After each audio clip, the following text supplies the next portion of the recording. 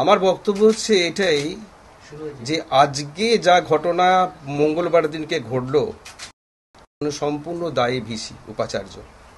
যারা এরকম দুর্ঘটনা ঘটিয়েছিল আমি তাদের আইডেন্টিফাই করিয়ে আমি কমপ্লেনটা করলাম। আমি তখন ভিসির কাছে একটা কমপ্লেন জমা দিলাম।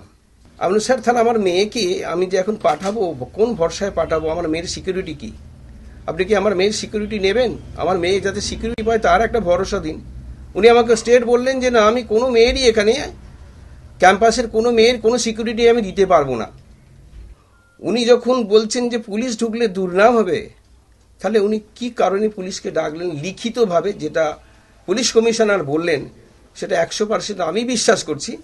যে কথা উনি আমাকে বলেছেন সেম কথা পুলিশ কমিশনারকে উনি লিখিতভাবে জানিয়েছিলেন, যেটা উনি আমাকে বলেছিলেন যে আমি আমার লিখিত ছাড়া কোনো পুলিশ এখানে ঢুকতে পারে না। এখন আমি চিন্তায় পড়েছি যে হয়তোবা যারা আমার মেয়ের জন্য লড়ছে বা লড়াই দিচ্ছে তাদের ওই ছোট ছোট মুখগুলোকে দেখে আমার নিজের খুব কষ্ট হচ্ছিল।